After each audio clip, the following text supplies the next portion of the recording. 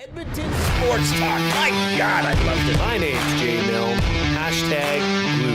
Our sports update deliverer, the Koob. I'm Zachary Kubusch, and you're up today. You know what, Reid? You might be honest. All right, here's what's going on in the Nest.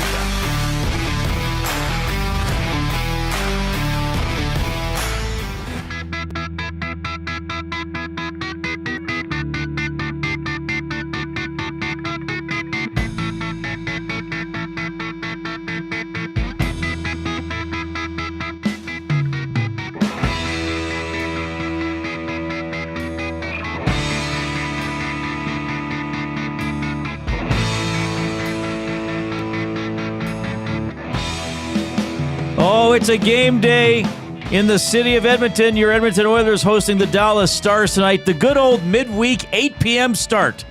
The most popular thing that's ever been discussed.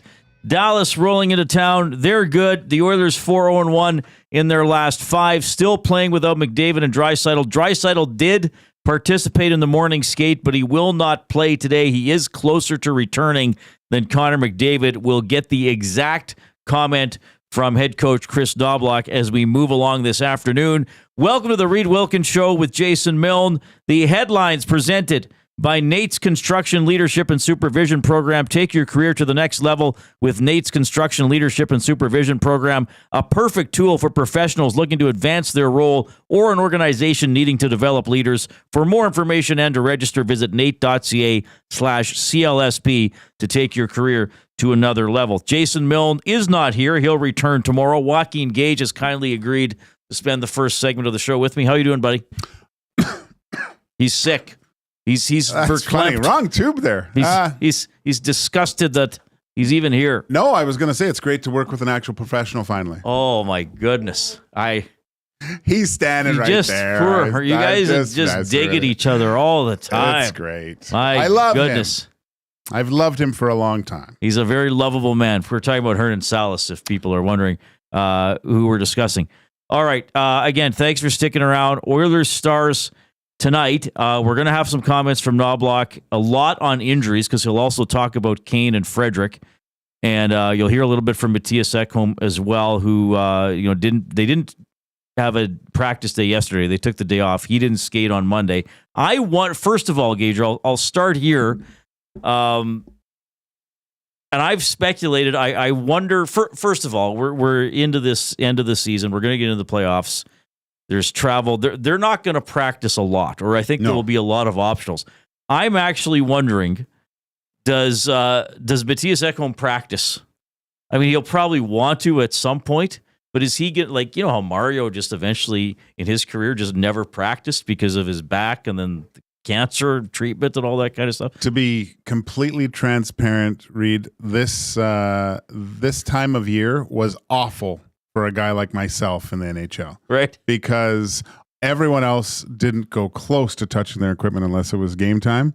And I was out working with guys that wanted to work on their one-timers from the hash marks for half an hour. And those guys would never be in the slot with the puck at any point in the game. So, it's exciting. It's an exciting time of year because you're just playing. Curtis Joseph always said, I don't like practicing. As he got older, I don't like practicing that much because basically guys are just wiring pucks at you, Right. Then he liked to get into the parts of the game where you're going up against the other guy at the other end of the ice and you're a difference maker in those 7-game series. And he had some great series in his career, but yeah. And I'm sure Mattias, what's the need for him to practice at this point, unless he's trying to work something out. But even then, I don't think you'll see a lot of these guys in a full practice, which what you said maybe drives the coach a little bit nutty at times because he probably wants to work on certain things just to fine tune. But I mean, it's a long season, 82 games. Give them rest. You only want to see those guys in games anyway. So you just made a comment about it's just guys wiring pucks. Did you ever, or how often, did you get mad at a teammate for a high shot in practice? Because I've seen, I don't know, Stu maybe a little bit. Talbot actually, he's the last goalie I can remember getting upset a couple of times, really? like slamming a stick. And I guess Smith a bit. But Mike Smith, you also never knew what was going to bother him, like because he was such kind of a quirky, very demonstrative player. So I remember just side note, like I remember like at practice a couple of times seeing like, oh my God, like Mike Smith, like he's done. Mm-hmm. Like what did he do? Did he tear his ACL? And then he'd slowly get up and act like, okay, guys, I'll tough it out. And then he's fine. Like he just had one of those personalities. But anyway. So it depended on my maturity level, how old I was, and who did it. Right. So if Doug Waite came down and ripped one off my shoulder, hey, Dougie, you almost scored good job or whatever. But I mean, and a lot of times if George came down and dusted one off and just held it and cruised into the hash marks and ripped one off my shoulder, I got mad at him, right? Like, because George, you're never going to get that opportunity in a game. And you're trying to go shelf, because if he did manage to hit it at times, I would never hear the end of it after practice too. So, it's as I got older, I realized it didn't really matter too much. But when someone that wasn't the top player on the team that was capable of doing that in a game was trying to do that, then it bugged me a little bit. But you want guys to shoot like they're going to shoot in a game, don't they? To shoot to score, just not around your brain. Well, no, that's the thing. Like if I saw a guy coast in on a shooting drill and wait and hold it and get the puck perfectly on the stick and then wire it, because that doesn't happen, right? In certain, if a guy got the puck in the slot and ripped it quick, and it did hit me, A, I was happy I stopped it, first of all, but B, it was okay. That's more of that's game. Simulating a game, right? So I those ones tended not to hurt as much too. Okay, right. So yeah, that's.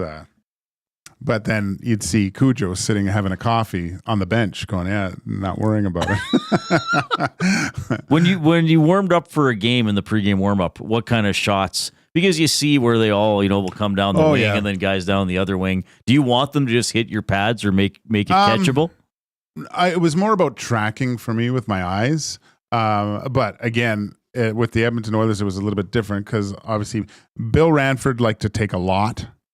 Cujo, not like that was a weird transition because I was with Billy and then Cujo. Cujo didn't like to be in there at all. So he was out of there quick. I was like, geez, I gotta get in there. And then Tommy Salo was kind of a hybrid. He liked to take sometimes and then not. So the starter, there's no routine. The starter always decides when he's in it, when he's done. Usually, if you watch warm up and you're a complete psychopath like me and watch it and think there's something to it, but sometimes you'll watch and one guy will shoot the puck, and that's the routine of the goaltenders to get out after that, and then they go for their skate. Yeah. Right. So when you really watch warm up with the Edmonton Oilers, it's only the main guy that takes pucks. Whoever's not playing really doesn't get in there much until kind of the end, and they play that little last puck game where they got to score before they go off and stuff. Right. But, it's more of a ritualistic thing watching warm up, seeing both teams how they operate, because you watch game 1 to game 82, it's pretty similar all the way through. So when they and it's like, I've seen a lot of practices. I don't go quite as often this year because of the timing of of this show. And there have been occasions, and I should say they're fairly rare, where I've seen them working on something, usually something defending. Like I remember several years ago, Vancouver was coming to town, and they were doing this drill with like a defenseman on each post, looking behind the net, and it was a Sedin to defend the Sedins. But a lot of times I'm like, well, I know they're doing they do the small ice drills. They'll move both nets to one end and play 3-on-3 or 2-on-2. So I get that's trying to build up competitive and play on the inside. But how many drills, from your experience, might be tailored to a specific opponent, where it's like, okay, this team does this. This is how we're going to block it off. It's funny because the coaches with Craig McTavish, I found that when he would design a drill, a lot of times it was a piece of something where he wanted to work on something specifically, but there was a slow progression to it, right? So it's kind of like learning a module 1, then module 2, then module 3. So, and me being, not the sharpest tool in the shed, at the end I go, I could kind of put it all together and see that's what we were working on. So he was quite brilliant at it, where, the main thing is always repetition with these things, right? So you just repeat.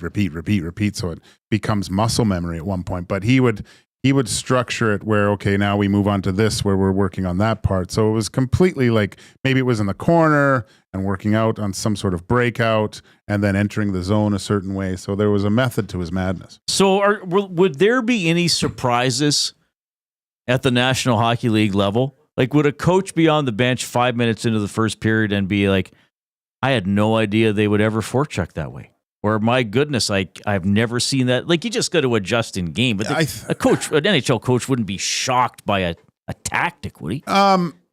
No, because I think when you get to that level, you've mostly seen everything, right? You might be taken off by the way that they're implementing it. Maybe they're doing it a little bit different, kind of like, everyone talks about Andy Reid with the Chiefs, how he changes. You'll see a play at the beginning of the season that's different. So maybe there's a slight change in how they're structured in the neutral zone, or, depending on if there's a 50-50 puck or 100%. So maybe they change that way, but they're so good and they're so well prepared. It's a quick and pretty easy thing that they can change on the fly with, okay, they're doing this.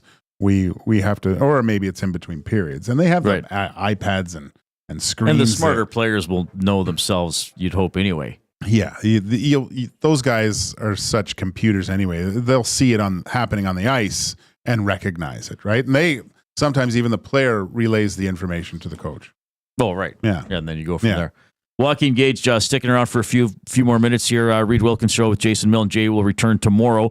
By the way, you can chime in. You can email Reid at EdmontonSportsTalk.com. If you're in the Nasty Chat on YouTube, you can chat with me and Gage, or more importantly, with each other. Bronco Nick says Mac T shocked the Red Wings in 06. Yeah, Mac T and his coaching staff but still, at the end of the day, the Oilers executed it better. It's not as if the Wings coaching staff didn't figure out what was happening. You can do all the X's and O's you want, but unless the team buys into what the coach is selling, you're not going to have a lot of success. And even with, like, I remember when I was in Europe, we had some really dumb coaches, but they wanted a certain system to be done. And although we didn't think it would be, as long as you had everyone on the same page and doing the same thing, then you'll have success, right? You can also text 780-218-9999. The inbox presented by River Cree Resort and Casino, home of the kitchen restaurant, all you can eat surf and turf for just $59.99 every Friday from 4 to 10 p.m. I've thought the Oilers have played pretty well for several games in a row without Draisaitl, and then with neither guy for the last 4 periods, I guess. I thought they've played pretty smart, pretty straight line-ish, and doing the work and then generating off of that. Great burst for Nugent Hopkins. Even I know when this started, the two big guys were still playing. And I feel as if, they've steadied the ship. I think some of the experience is showing. But I said this on Monday, and I'll repeat it tonight. And Draisaitl not going to play tonight, probably not tomorrow, maybe Saturday. Even though I'm encouraged, though, with how the Oilers are playing, this is like taking your elite leadoff hitter and your elite power hitter who bats third or fourth out of the lineup. Like, you can generate runs, but eventually... So I think the work will be there. I just wonder if in one of these next 3 games we say, well, the Oilers work hard, but when you're missing that much skill, maybe the pucks just don't go in. That is a bit of a concern for mine. Yeah, it's a good analogy. I think this team is, there's not, the home run hitters are gone, but I looking at the lineup and the season that these guys have had, but looking at Nuge, this is definitely a team that can hit singles and doubles. Mm-hmm. And that type of play can get you home. I do believe, like, they're a good enough team to still beat the Dallas Stars in one game. A 7-game series like this, most likely that's a different story.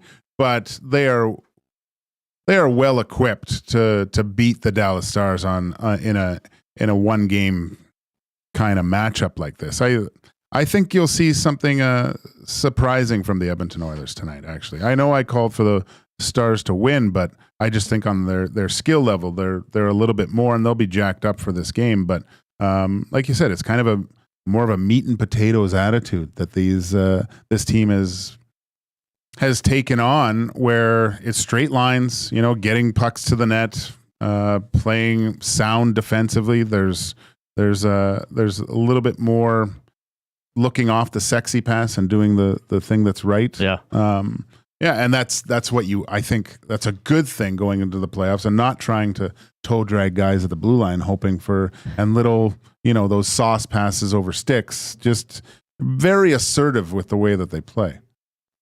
And we should mention, Heiskanen's been out for Dallas for a couple of months and might even miss the first round of the playoffs and maybe even beyond, depending how far Dallas goes. And that's a key loss for Dallas, because I've always found over the years he's been one of the better defenders against McDavid, because he can skate and he can sort of move with him and keep him away from the net. So they still got a very good team. I mean, Harley and Lyubushkin is listed as their first pair. And I know when Harley went on the Canadian team, a lot of people were like, what are you talking about? It's like, well, actually, he's really good. People were like, wasn't he like the 35th choice? It's like, well, maybe not. Yeah. He was pretty good. I mean, Cece's there now with Lindell, and I know Dumba's been around and is a little older, but still a pretty good guy on your third pair. Dallas's third line is Ben, Johnston, and Dodonov. This is pretty good. Yeah. This is a fun matchup. Lots of fun. Heiskanen, that's a huge loss, because I think that, well, Quinn Hughes has surpassed him, but he's hovering just below those really. I know on the morning show they talked about superstars in the CFL. Like he's somewhere between the two. I think like he has the ability to command a game from the back end and generate offense and provide solid defense. So that's a huge loss and it seems like not until the second round possibly that you could see him. So that's going to be tough, just getting out of a round without a player like that. But yeah, and I heard you talking about, or just maybe blood and during out, that you had the Hall and Sagan. Like I think Sagan's a huge part of this team too, right? Like I still think he's a really good player. They're hoping to get him back before the end of the regular season, but Sagan has been out a while for the Dallas Stars. Hyman's going to play his 300th game as an Oiler. I'm going to dive into that as we move along. Skinner against Ottinger is the goaltending matchup. Skinner got the better of him. I got to sneeze, Gager. You might have go ahead. Yeah, talk amongst yourselves. So Reid, we were talking about chicken earlier. Were we? And well, yeah, because you never had the Popeyes chicken I'd never sandwich. eaten at Popeyes until I worked here. I never used to sneeze on air, and now deeper in my career, I sneeze more often because I think now your brain is just, well, this is natural. Like you're presenting, but you got to sneeze sometimes, like you would in front of your buddies. Daryl Ray's coming up a little bit later on. You know Razor? I've never met him, but heard tons of stories, and he's always enjoyable to listen to. Very quick-witted fellow. Pretty good goalie too. Yeah, he was. He's fun. Last year, he came on during the playoffs. Last year, he couldn't come down. I was hoping he could come down to Studio 99, but he couldn't. So I was in Studio 99, and he went into the booth that I'm usually in. We talked that way. Thanks for sticking around. Thanks for getting me in the F1 pool. I think I'm. You're doing well. You're all right. I think I'm middle of the pack with the one team. Yeah. I don't know all the drivers yet. Well, I'll once it moves to Europe and there's more races here, it'll be on at a different time, and you start to learn stuff, and you're always inquisitive. So the cars have 4 wheels? Some have 6. I guess it depends on if you count the steering wheel. Yeah, there we go. It's not a full wheel, eh? Everyone's design is different. Oh, really. so do they build it to the guy's hands? Yeah, that's amazing. Yeah, so that's some of the things about one racer last year who was a young guy with Ferrari. Had to go in because Carlos had appendicitis, but he was used to a certain steering wheel, because the buttons are. Oh yeah, because what do they have? What do they control with their hands? So those are like the clutch and stuff on the back, like the levers. Okay. And then all the buttons. There's an overtake. There's charge the battery. There's different settings to charge and brake differentials. So there's tons of little adjustments. But the traditional gas pedal and brake pedal, yeah, it's still there. And do they use the same foot like we do, or do they brake with their left so it's on the foot's on the? No, I think it's just. So we could get in and drive one of these cars, is what you're saying. We could try. Yeah. I don't think we could Open wheels, that's what they're called. Open Goat wheels. Farmer. Open wheel Thank racing. you, Goat Farmer. My racing knowledge is borderline adequate, but limited. But I love it. I don't know why. You've really gotten into it. Yeah. No, it's a passion. Yeah. It's nice to be passionate that. about sports, you know? Like yeah. And I like that I have something, because I mean, I talk about hockey and I love hockey, and obviously I played it for the better part of my life, but it's just nice to like something that I'll never do. I would never be good at, but it's something, but I'm just so intrigued about the whole It's like thing. me liking golf. Oh. Like, watching that little 12th hole at Augusta. I'm like, oh yeah, I could probably hit it over. I could hit it over the creek, but it would go 20 yards into the bush in behind. Yeah. Hey, it wasn't in the water. Good. All right. That is Walking Gauge. Thanks for sticking around. Enjoy the game tonight.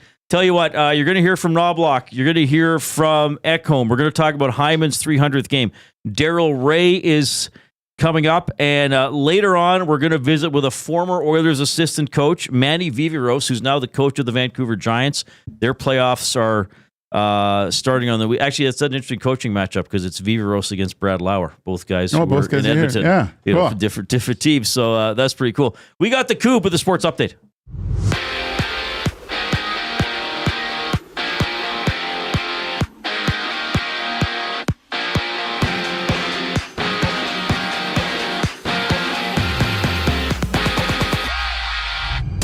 It's Oilers Stars tonight. No Connor McDavid or Leon Draisaitl, with Oilers head coach Kris Knoblauch saying that Draisaitl will be back before McDavid, saying, quote, we're looking at about a week, maybe shorter, for Leon. Join Tom Gazzola and Hernan Salas as they tee up the action on the GCL Diesel Oil Stream pregame show live at 7 right here on EST. And on Long Island, Thatcher Demko is a confirmed starter for the Canucks as they meet the Islanders. 2 other games around the NHL has Chicago hosting New Jersey, while the Ducks play the Bruins. And 2 PWHL contests on tap. Toronto and Boston have a date before Montreal battles Minnesota. And in Alberta, Whitecourt and Fort McMurray showdown.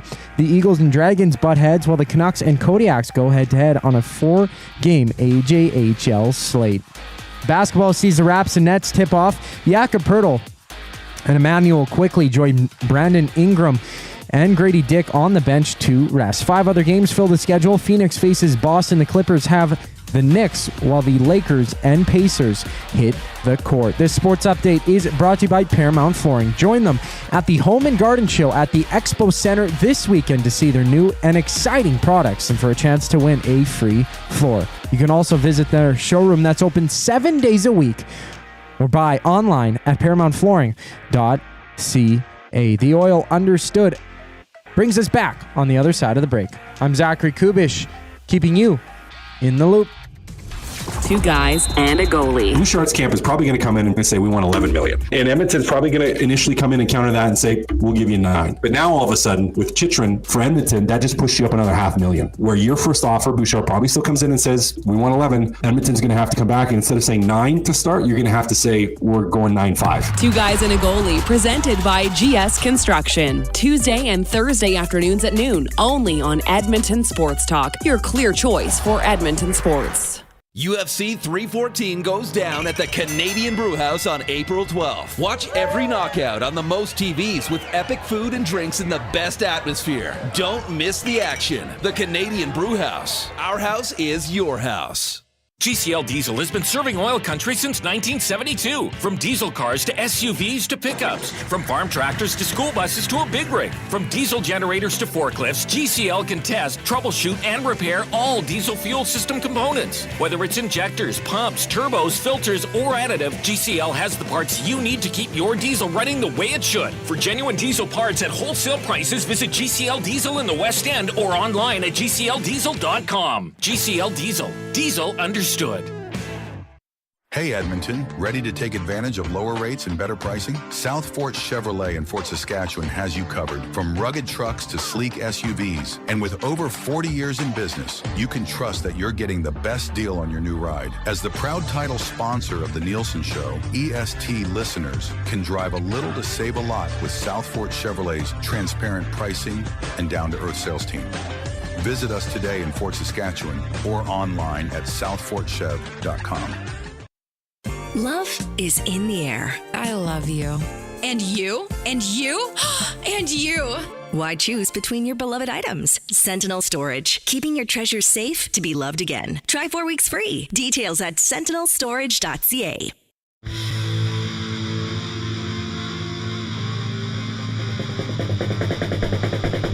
Why did you leave me so fast? You never gave me a helping chance.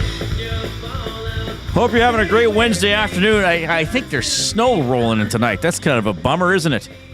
Joaquin Gage from EST Afternoons with Hernan Salas and Joaquin Gage joining me off the top of the show. Appreciate him sticking around here in the Canadian Brewhouse studio. Craving a quick bite? Try the Canadian Brewhouse Express Lunch, served in under 15 minutes, or it's free. Try the Ribeye Smash Burger or Turkey Club Sandwich Monday to Friday. That is until 2 p.m. Jason Milne will return from some time off tomorrow. The Oilers play again tomorrow in Seattle, but tonight's game against Dallas, that's an 8 o'clock game. Yes, the dreaded 8 o'clock weekday start.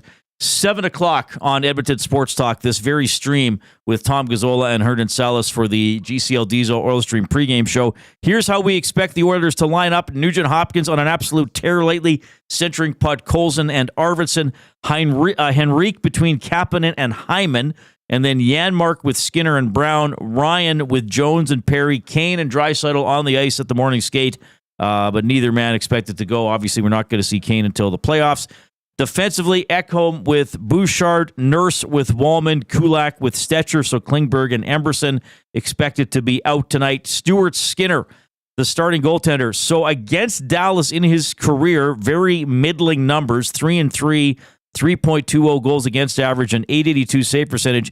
In that playoff series, what are we at for now? That about 10 months ago, he went 4-2 with a 1.9 goals against average and a .922 save percentage. Jake Ottinger, the expected starter for the Stars, his playoff series last year, he went 2-4, had a .907 save percentage, but got out-dueled by Skinner, 2.56 goals against average. Against the Oilers in the regular season, Ottinger is 4-3-1, 2.77 GAA, a shutout, and a 903 save percentage. Hintz with Marchment and Rantanen up front. Duchesne between Robertson and Granlund. Johnston between Ben and Dodonov. And then local guy Sam Steele with Oscar Back and Colin Blackwell is the fourth line. Harley and Labushkin, the top pairing. Then Lindell and Ceci.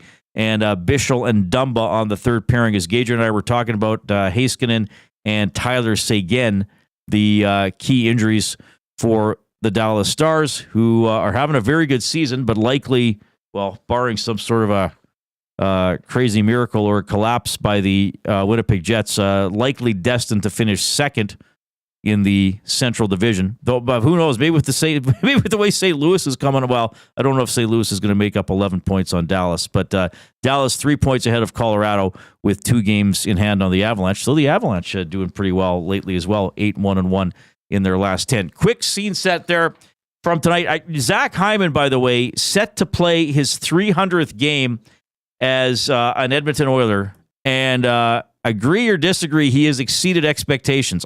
Well, it's kind of an obvious question. I'd be stunned if anybody disagreed. By the way, if you're in YouTube, if you're watching on YouTube, remember to give the thumbs up. We're off to a good start. We want to get to 155 to get into double word of the day territory, but let's start with the goal of getting to 100 and build from there. If everybody went in and smashed the thumbs up, we'd be well over 100 in the next few minutes, so don't hesitate. Do that right away. So I was just thinking about a little bit about Zach Hyman today. 300th game as an Oiler. In the first 299 games, 142 goals, 114 assists, and 256 points. And he's plus 54 as an Oiler. Hyman played 345 games with the Toronto Maple Leafs, had 86 goals. So, 46 more games with the Leafs and almost 60 fewer goals, 99 assists, 185 points. Was plus 72. His plus minus was better with Toronto, but just an incredible addition to the team. I mean, clearly talented, hardworking. I know he doesn't wear a letter, but I think a leader in his own way, and just an incredibly valuable member of the Oilers. And Hyman missed some time, had a slow start to the season. Though I don't think with Hyman, I ever criticized the work ethic. And really, there were a lot of games when he got chances, but they just weren't going in. He still has a shot to get 30 goals this season. I didn't expect him to get 54 again. I was hoping maybe he could get 40. But a very important member of the team. And I would think, and we're going to jump into the off-topic here, in my mind, the best Oilers free agent signing of all time. Now, I could be missing somebody. So let's do this for William Huff. Since 1952, William Huff has provided industry-leading advertising solutions for thousands of valued clients. Their unparalleled customer service, combined with decades of industry expertise and a desire to make every job the very best it can be, is what they call the William Huff Advantage. Visit their website at williamhuff.com or give them a shout at 780-454-4536. So I guess the question would be, for the off-topic, who is the Oilers' second best free agent signing of all time? Or maybe you think someone's been better than Hyman. I struggle to think of somebody who was better than Hyman in terms of a free agent signing. We're not talking about trades. We're talking actually about somebody the Oilers went out and got in free agency. So that'll be the off-topic. 780-218-9999 is the River Cree Resort and Casino inbox. You can text us there. You can email me, Reid at EdmontonSportsTalk.com.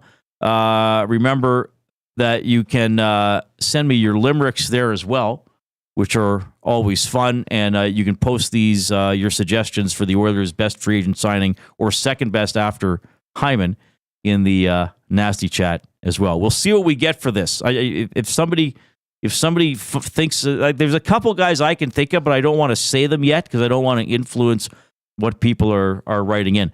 Zachary Kubusch is here as well. Koob, nice hat, buddy. There you go. Thank you. Yeah, I been trying to rep the brand a little bit more, when I'm on air.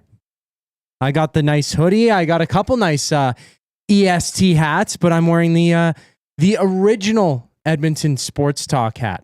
Going with the classic Edmonton Sports Talk logo, as I encouraged you to a couple of days ago. Yeah, I was maybe going to wear a hat that also fit that blue color combo, but I don't think Oilers fans would be too fond. You were going to wear a Dallas Stars hat? A Kraken hat? Today? The second one. You're going to wear a Kraken hat today. You could have worn a Kraken hat yesterday because who were they playing? They played Calgary last night. Yeah. Yeah, so you could have gone like, oh, hey, let's finish off Calgary here. I got to make a whole list during the home stretch, I guess, of the season to try and find those storylines. You'd have to play. So how many hats and jerseys do you own of different teams? Different teams. I probably have 12 different NHL hats and 16 different NHL jerseys. Really? Maybe. Wow. Yeah, I got a Jason Arnott jersey from the Devils. Team? From the Devils. Well, yeah, he 25. Was that not, what year was it? Did he not score the Stanley Cup winning goal in 2000 for the New Jersey Devils against the Dallas Stars? Yeah. And then he wound up on Dallas after that, didn't he? I'm trying to remember the progression here. I believe. Well, was it not Arnott for Langenbrunner? I'm not looking this up. I'm trying to remember it. So the Oilers traded Arnott to the Devils, right? And then I think Arnott got traded. Was it Arnott and somebody else for Langenbrunner? I can't remember. It was in January 4th, 1998. The Oilers got Bill Guerin and Bill Guerin, yeah, and Valerie Zepapukin. Oh, Zelapukin, yeah, for Jason Arnott and Brian Muir. Okay, and then what was Arnott's trade from Dallas from New Jersey to Dallas? So the Stars acquired Jason Arnott, Randy McKay, and a first-round pick, 20th overall. That was Daniel Pale. Oh, Paille. I think you said it Paille. Paille. Yeah. I'm pretty sure you said it Paille. Yeah. And Jamie Langenbrunner and Joe Nieuwendyk. Oh, Nieuwendyk. How Yeah. did I forget Nieuwendyk? I forgot the biggest player in that trade. Okay. Anyway, there's your random Jason Arnott trivia for today. Appreciate that. Oilers and Dallas Stars coming up at 8 o'clock tonight. Dallas boasting a very good record, 45-21-4. The Oilers are 41-24-5. By the way, Skinner's record on the season, 24-17-4. Ottinger, very good, 33-15-3. So Draisaitl took the morning skate. He's not going to play tonight, so I would also doubt that he plays tomorrow. He's closer to returning than Connor McDavid. We'll get the full update from Kris Knoblauch. We're going to dive into the oil understood for GCL Diesel when we get back.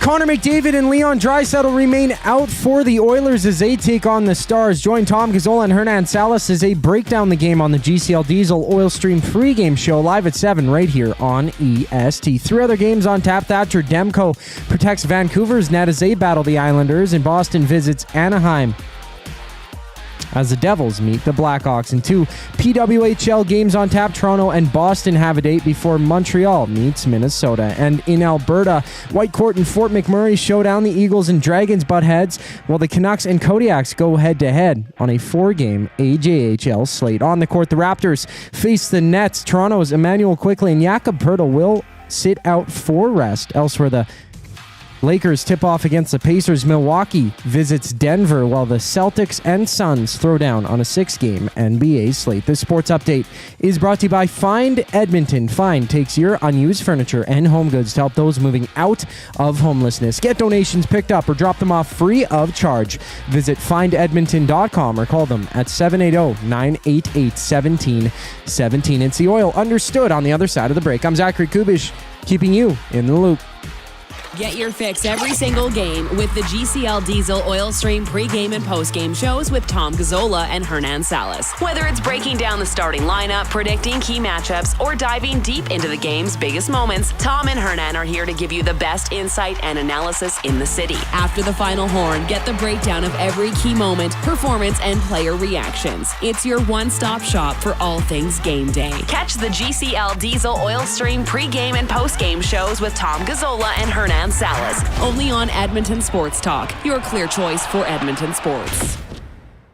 Gallo LLP is an Alberta-based accounting firm with expert chartered professional accountants in both our Edmonton and Sherwood Park accounting firms. Our experienced and innovative accountants provide financial advice that saves our clients money. Simply put, we help our clients protect their assets and grow their businesses. At Gallo LLP, they go beyond the numbers to ensure the continued success of your business. Reach out to Preet or John to discuss how they can help your business grow. Visit gallollp.ca today and see how they can help you take your business to the next level.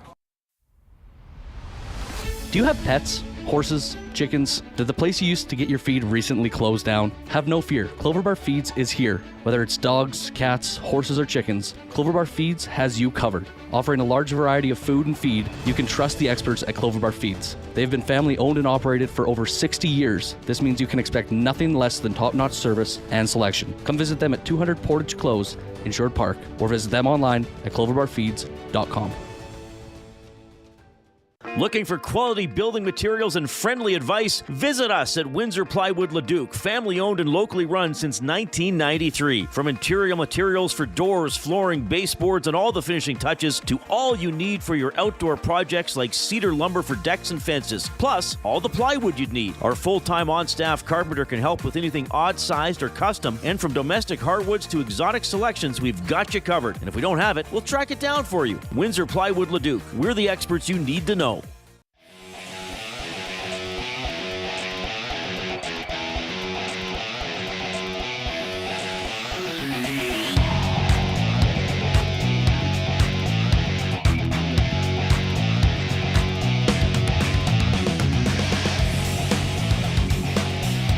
Are we good?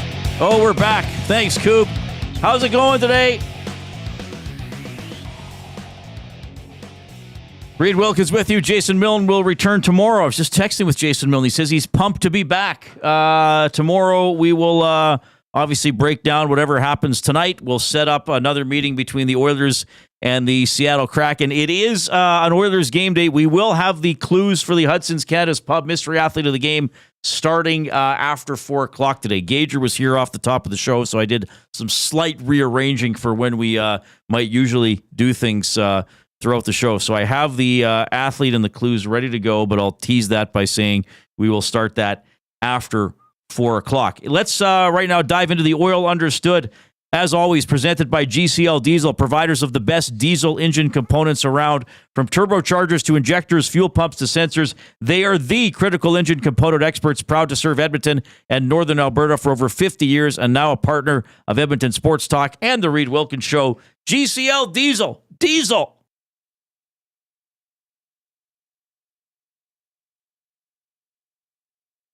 Understood. All right, so I gave you the Oilers line combinations. I told you that Leon Draisaitl took the morning skate, but he is not going to play. Connor McDavid was not on the ice. Kris Knoblauch with a quick injury update on the Oilers' two big guys. Leon will be back sooner than Connor, but we're looking at about a week, maybe shorter for Leon, and Connor will be longer than that. So a week, maybe shorter, for Leon Draisaitl. So that would indicate to me that we're not going to see him tomorrow in Seattle, but maybe we see him back at home against the Calgary Flames on Saturday night, which, by the way, side note, will be the Oilers' final Saturday night home game of the regular season when they take on Calgary. After that, so then the Oilers don't play again until April 1st, in Vegas, and then next Thursday they are in Seattle. So based on what Knoblauch said, you would think that if Draisaitl doesn't return Saturday against Calgary, he returns on April 1st against the Vegas Golden Knights, and then, as he said, a little longer for Connor McDavid. So we wait and see. A couple other injured players that we get a lot of questions about. So let's get the latest from the head coach on both of them. I know there's a lot of hand-wringing and nervousness about Trent Frederic. How badly is he hurt? Why did the Oilers trade for him? Why did they give up what they gave up to get a guy who is not able to play? Here's what Kris Knoblauch said about Trent Frederic. He's been on the ice for a couple times, just on his own, light skates, and we are hopeful that he's going to be with us, maybe start practicing within a week or two.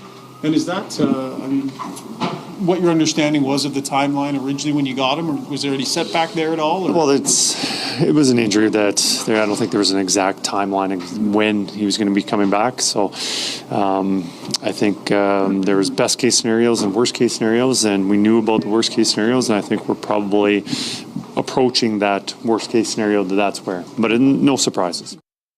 All right. So he says we're approaching the worst case scenario, but no surprises.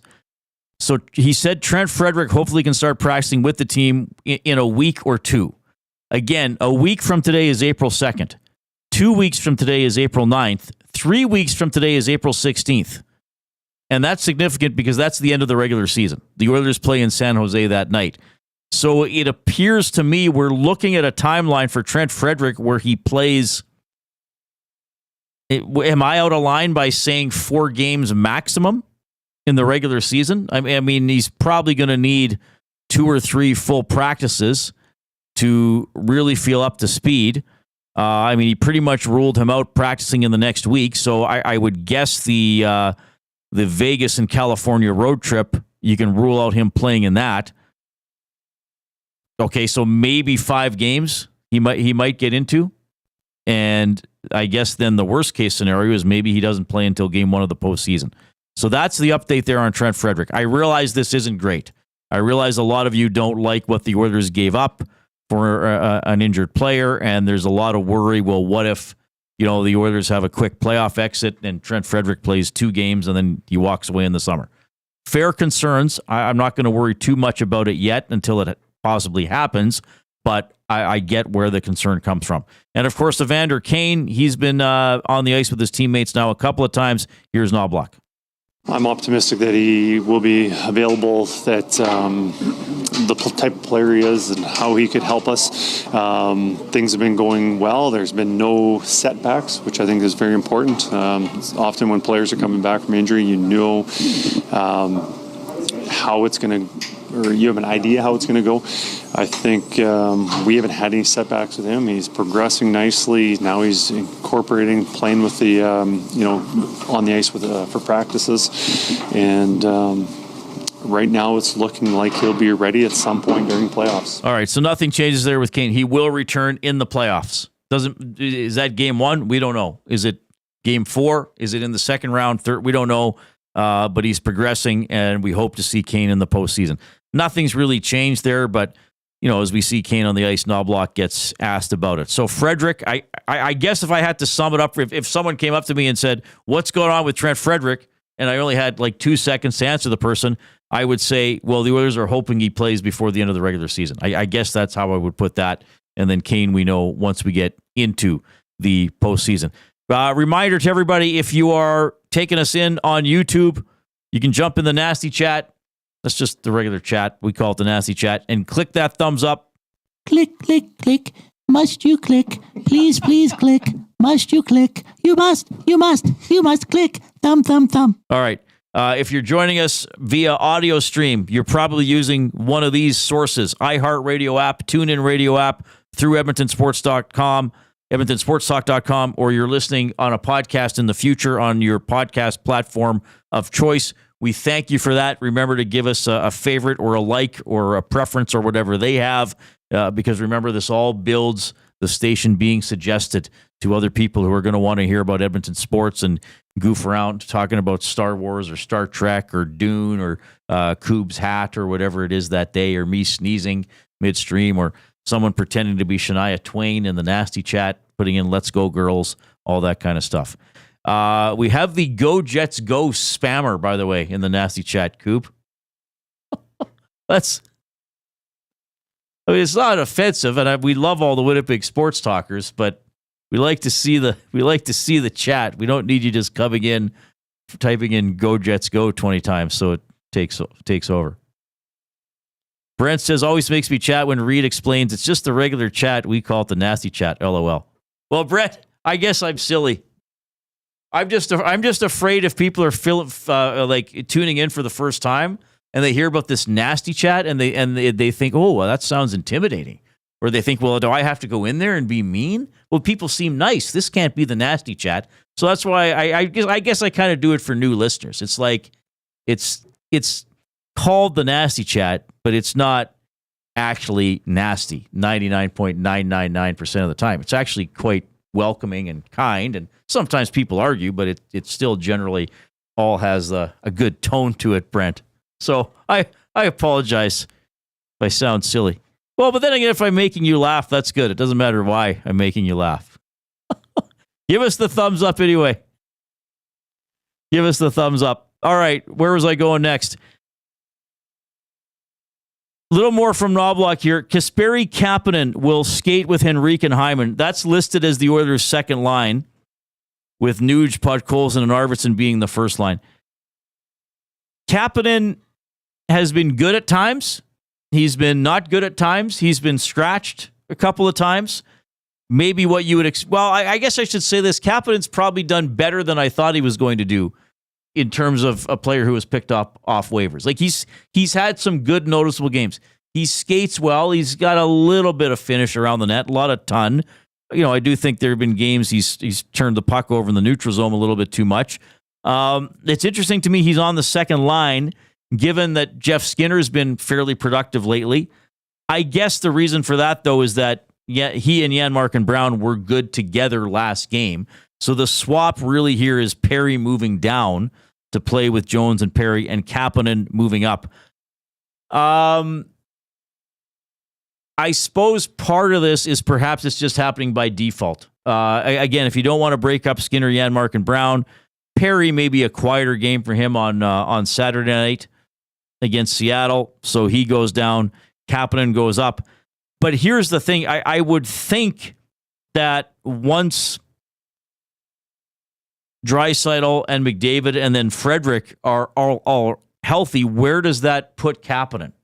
Like if Draisaitl's back on Saturday and nothing else happens in terms of injuries or extreme performances one way or the other, who comes out? Maybe it's Jones. I mean, he's missed a couple of games and got put back in, but then I would think it's Kapanen after that if he's not the first guy to come out. So it's kind of interesting to me that he goes up for the second line for tonight, but he's going to have to use his speed and hopefully create chances around the net once he gets out there. Knoblauch was asked, what does Kapanen do when he's out there playing well? Probably it's just confidence with the puck. There's no hesitation, like with his speed and his playmaking ability. He's a good NHL player, and when he's feeling confident, he can really be a force out there. Somebody make a difference, and you saw that a couple nights ago, where he had numerous scoring chances, made many plays. Right now, he's been playing well, and I think with when he's on top of his game, also adds a little bit of speed to our lineup, which is good, and he can bring a lot to our team. Yeah, I think speed is where it starts with Kapanen. He skates pretty well. If he can get wheeling and drive the puck to the net, or just get his body to the net and look for rebounds, that's his strength. All right, so now somebody else is being cheeky. It doesn't matter what team you're endorsing. If you spam the nasty chat and push messages that people might want to engage with that they can't read them, we will delete your messages and give you a little bit of a timeout. Okay? It's the nasty chat, not the nasty free-for-all. And sometimes we have to be nasty and say, enough! You might have had shirts with it on it presented, but nobody likes spam in the chat. I did have canned ham shirts. Or spam, canned ham, tomato. Yeah, I have one of those. Do you have one of those? I wish I did, but I don't. I can't get you one because they're all gone. Well, they last forever, though, don't they? Well, they're canned products. I don't know. Yes, not the shirts. The shirts do not last forever. That would have been a great idea if we could have packaged the shirts. Let me just say this. There was a limited budget for the canned ham t-shirts at Chet. Though I'm glad they did it. It was great that they did it. But yeah, this wasn't like, okay, let's spend tens of thousands of dollars on the design and the packaging. Elite Promotional Marketing did a great job making the shirts. Don't get me wrong. It was a lot of fun. They looked cool. We went back and forth on the design a little bit. It looked pretty cool. But yeah, it wasn't something, Koob, where we could think, okay, let's put them in actual cans so they look like canned hams and, deliver them in trucks or send them out of parachutes or something like that. It was kind of like, okay, we made the shirts and we'll give them away as prizes. That was the extent of it. I think we made about 150. Limited edition. I got a few to give away to friends and family, not many. And I think some other people at the station took them. Maybe some nasties here at Edmonton Sports Talk have some. I don't know. But that was the extent of it with the can. We'll get some sort of Reid Wilkins show themed shirt here at some point, I'm sure. But yeah, I appreciate that you're thinking big, but that's a great idea to package them inside something that looks like it's, the inside canned ham packaging. You're right. Then you peel it open, right? Yeah. It has a little tab on it. You pull it back, and away you go. Koob, can you do me a favor, by the way? Can you keep an eye on the text line? Because I'm going to need it once we start the Hudson's Canada's Pub Mystery Athlete of the Day, and I'm having trouble getting into it on my computer. Now, we're going to need it, right?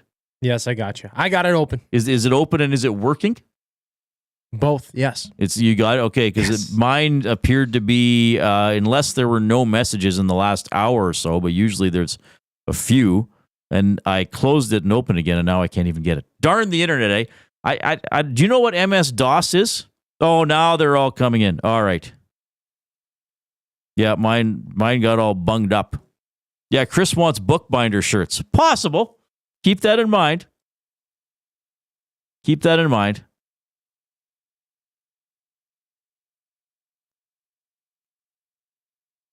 All right. There, Rob from the Grove is testing. Okay, I'm starting to get stuff here, which is pretty good.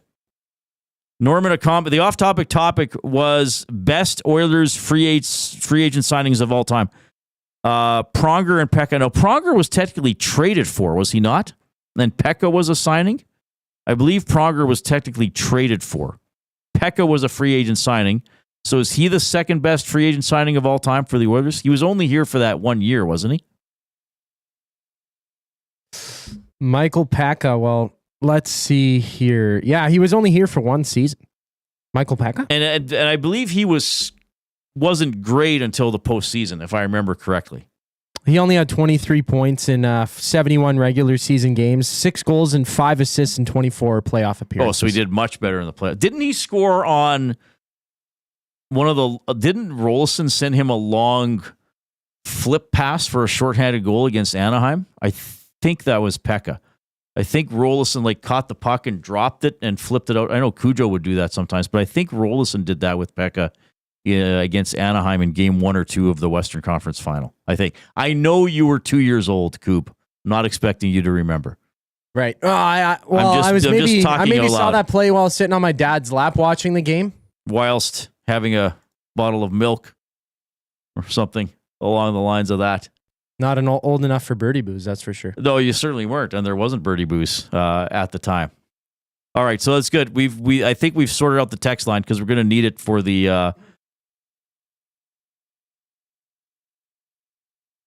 And for Chris Pronger, the Blues traded Pronger to the Oilers in exchange for Eric Brewer, Jeff Wawryka from Vermilion, and Doug Lynch. Jeff Wawryka is, I believe, now coaching the Lloyd Bobcats in the Alberta Junior Hockey League. Because he was with the Crusaders for a few years. Jason the Acadian says, I recall that goal, just do not remember if it was Pekka that scored it. Yeah, that's my, but it might have not been Pekka, but that's my recollection of it. Somebody will confirm it or look up a summary. By the way, you guys are doing a great job with the thumbs. We are at 75. We want to get to 155. Let's first just get to that 100 threshold and keep climbing from there. We got more clips coming up from Matthias Ekholm, who spoke about the Oilers' team defense. And for Fired Up for Jemko coming up after the break, I got a bit of a complaint to the show. Not a mean complaint, but somebody who suggested that there's something I should talk about, and Jay, that we should talk about more on the show. And I'm going to explain why I don't do that. Okay? That's coming up after the 4 o'clock break. The Lock Shop. You are coming back to a red-hot lock shop. I'm not sure this has ever happened. The WST parlay last night was Jets to win, Nikolai Ehlers to score.